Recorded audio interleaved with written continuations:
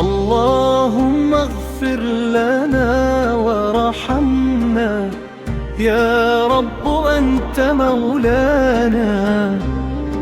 إليك نسير قلوب خائشعة، وبنورك تهتدي الأرواح.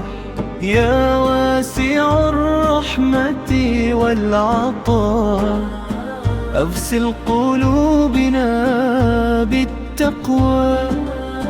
ثبت أقدامنا على الحق، واجعل القرآن ربيع قلوبنا. نور دروبنا بالإيمان، وأكرمنا بحسن الختام.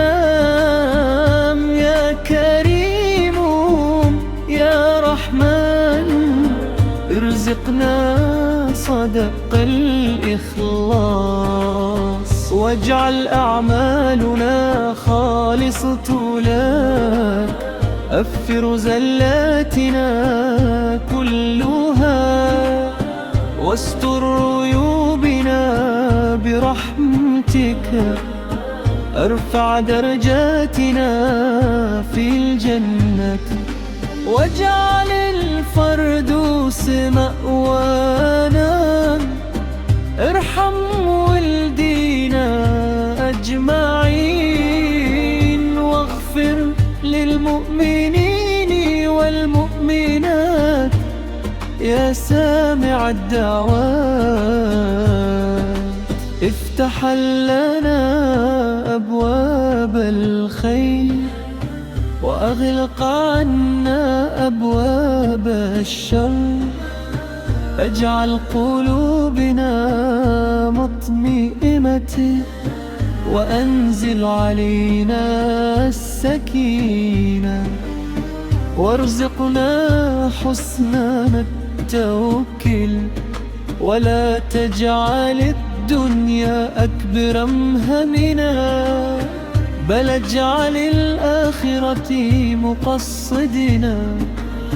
وارزقنا لذة النظر إليك يا غفور يا ودود.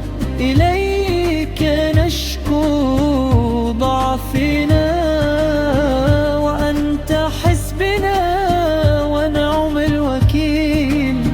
نسألك الثبات حتى الممات، وارزقنا صحبة الصالحين. واجعلنا من عبادك الشاكرين، ولا تكلنا إلى أنفسنا لحظة الوحدة يا رب. أنت المناد وأنت الرجاء، وبك نحيا ونموت. نسألك رضاك والجنة، ونعوذ بك من النار. اجعل خاتمتنا شهادة، وثبت ألسنتنا بالحق.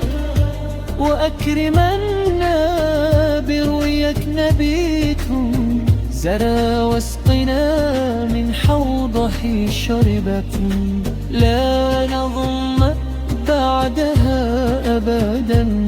وصلى اللهم على محمد وعلى آله وصحبه أجمعين، والحمد لله رب العالمين.